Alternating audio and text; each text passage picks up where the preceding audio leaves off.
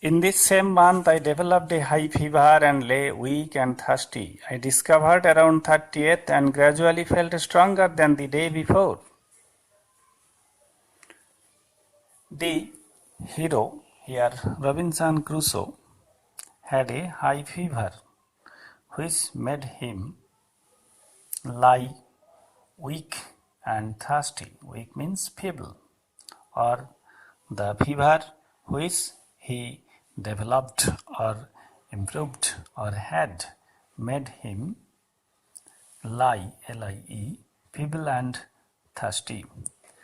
I recovered around 30th and gradually felt stronger than the day before. The hero came round around the 30th of that particular month, and by degrees he felt became more powerful than the former, or we may conclude that he became more powerful than ever after his fever. On 15th of July, I took a more particular survey of the island. Around 2 miles off, I found a brook with pleasant meadows by its bank, plain, smooth, and covered by grass. In a woody part, I found melons in great abundance and grape trees. The grapes were ripe and rich. Farther into the land, I found a great number of cocoa, orange, and lemon trees. I carried great parcels of fruit homeward, and the journey took me 3 days. Now, here we have the story of the month of July. On the 15th of July, the narrator went out to make a specific, comprehensive study of the island in his own way. He, in his survey, went around 2 miles. Then he could discover a fine river, or a hilly river with pleasant meadows, with nice lee or pasture, P-A-S-T-U-R-E, by the bank of the river. There was plain and smooth ground, and it was covered by grass. That is, the meadows or the lee or the pasture was full of grass. In a woody part, I found melons in great abundance. There was the woody part, or there was a part of the pasture where there were plenty of melons and grape trees. The grapes were ripe and rich. In the grapeyard, the grapes were mellow, M-E-L-L-O-W, or ready to be eaten. Here rich means juicy, J-U-I-C-U-I. Further into the land, I found great number of cocoa, orange, and lemon trees. He went further, and there he could discover the cocoa, orange, and lemon trees in great numbers. I carried great parcels of fruit homeward, and the journey took me 3 days. He ate there. In addition to it, he made great parcels or wrapped containers and carried those containers of fruit homeward. The homeward journey consumed 3 days, or the narrator required 3 days in order to reach his habitation in the tent.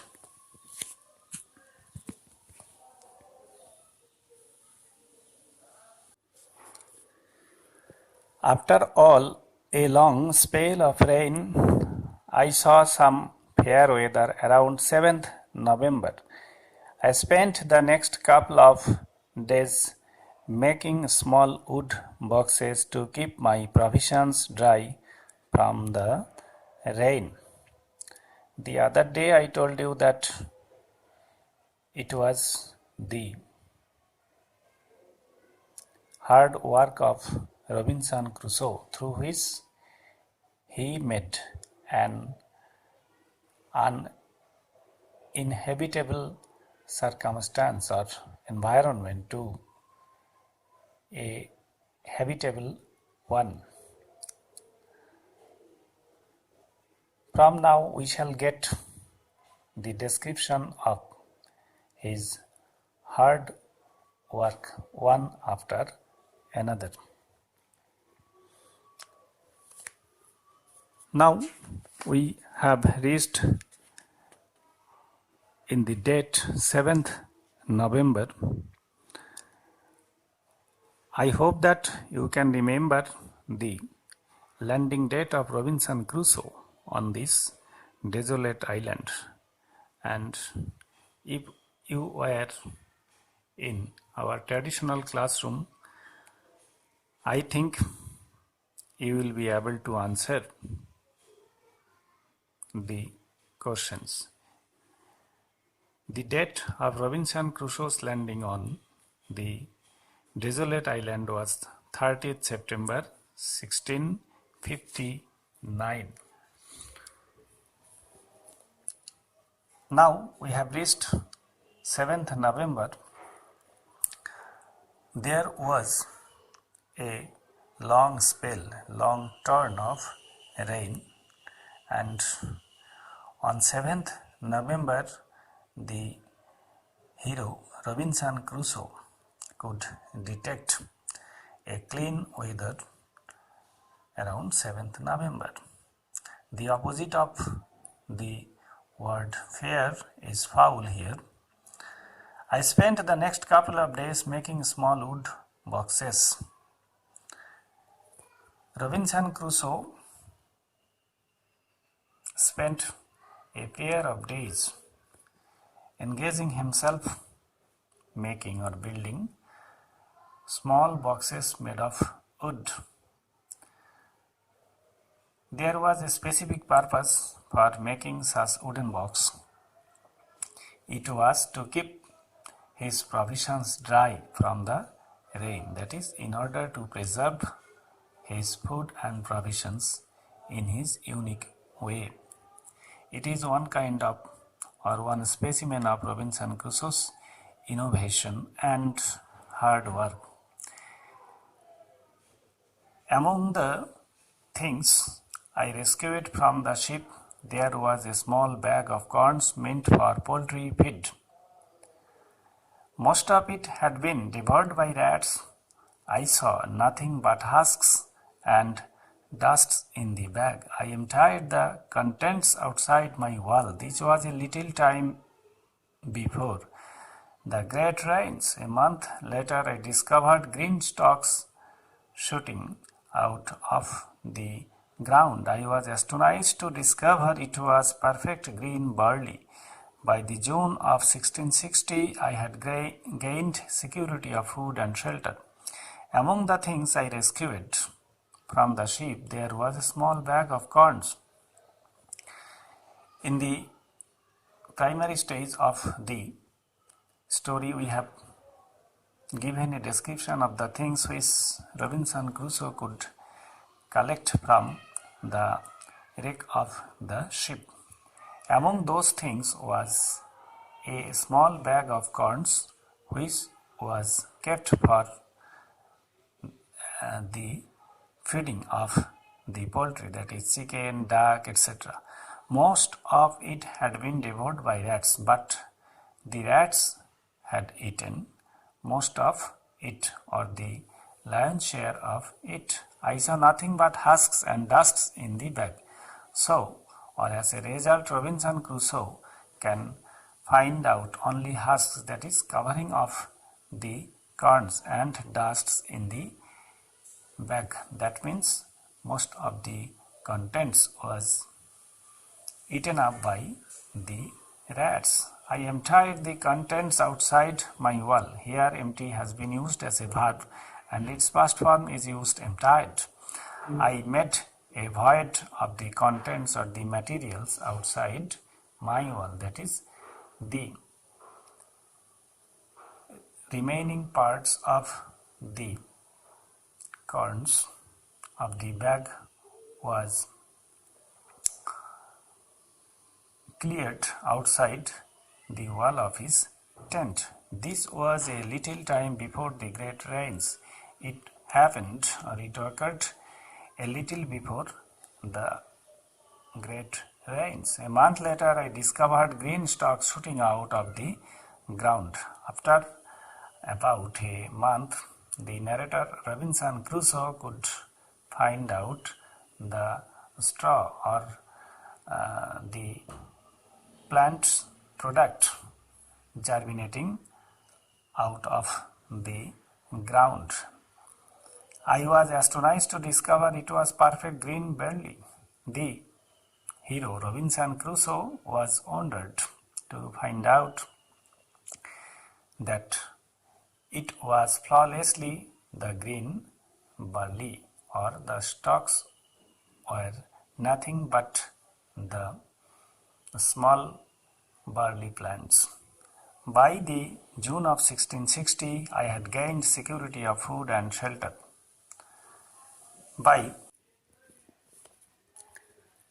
I was tempted to transfer my habitation to this valley of fruits. I did not, because I still hoped to be rescued by some passing ship on the sea. I did not want to enclose myself in hill and woods. I stayed in view of the sea. 10 months had passed since I had set foot on this island. I was tempted, that is, I was allured, A-L-L-U-R-E-D, or had the temptation to transfer my habitation to this valley of fruits. We have already got the information that the hero Robinson Crusoe got plenty of fruits in the valley. So there was a temptation within him to transfer, or to shift his habitation residence from his tent to the valley of fruits. I did not, because I still hoped to be rescued by some passing ship on the sea. But ultimately he did not executed his intention or purpose. He did not transfer, he did not shift his habitation to this valley of fruits, because still he expected that he would be rescued, he would be saved by some passing ship on the sea. That's why he decided to stay in his former residence, which was in full view of the sea. I did not want to enclose myself in hill and woods. He had no intention to confine himself within the hill and woods, from where he could not see the passing ships in the sea. I stayed in view of the sea. On the contrary, he stayed in full view of the sea. 10 months had passed since I had set foot on this island. He landed on this island on 30th September 1659. So he had already completed nearly 10 months in this island. Previously, I had no lamp after dark. It was another barrier for him. During the night, or during darkness, he had nothing to see. That's why, or formerly, he had no way to continue his activities, or that's why he had made here the conclusion that formerly he had no lamp after dark, or no light after dark. I collected a little tallow and a small clay dish. Somehow he gathered a little tallow, or animal fat, which may be used as the burning oil of the lamp, and a small clay dish, and a small dish made of earth, or made of clay. To this I added a wick. Wick means twine, or azal, A-Z-A-L. In Bengali we call it sholte. Here the I now began to seriously consider the circumstance I was reduced to. I decided to describe my state of affairs in writing. I began to keep a journal of everyday's employment. I could not include all particulars, because gradually I ran out ink. I found by the nurses I cast on the post. It was September 30th. Again, I had spent 365 days on this island. Now we have reached in the conclusion part of the story. I now began to seriously consider the circumstance I was reduced to. Now, the hero Robinson Crusoe is gravely analyzing the situation or the position in which he had been confined to, or to which he had been compelled to stay. I decided to describe my state of affairs in writing. He had an intention to describe, or he took the decision to describe the state or the position of affairs in a written form or in writing. I began to keep a journal of everyday's employment. That's why he started to maintain a journal of everyday's or describing everyday's engagement or activities. I could not include all particulars because gradually I ran out ink. He had a desire to give a minute description or detailed description of his employment in the desolate island, but in spite of having the desire or intention, he could not describe it. Once again, the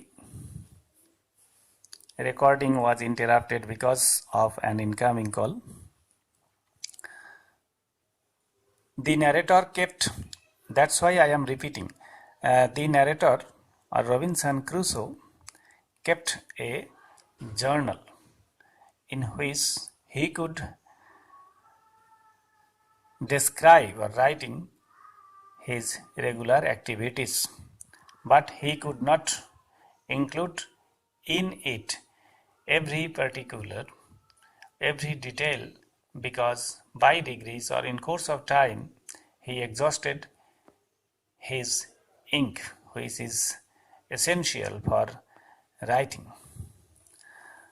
I found by the nurses I cast on the post. Formerly, we have learned that the hero Robinson Crusoe put a nose or mark every day on a pole in order to keep the account of the days of his staying in the desolate island.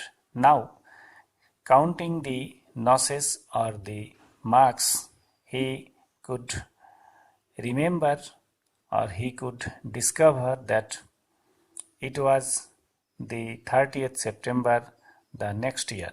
That is, he landed on the island on 30th September 1659. Now, that day was once again 30th September in 1660. So, here the calculation is very clear that he had spent 365 days on this island. That is, he had already completed his stay of 1 year in this desolate island. It is nothing but the description of a man's hard work or ordeal, ORDEAL, to bring some hostile environment or inclement environment in his own favor. And Robinson Crusoe, the hero of the novel Robinson Crusoe, written by Daniel Defoe, has thus become a right specimen of it.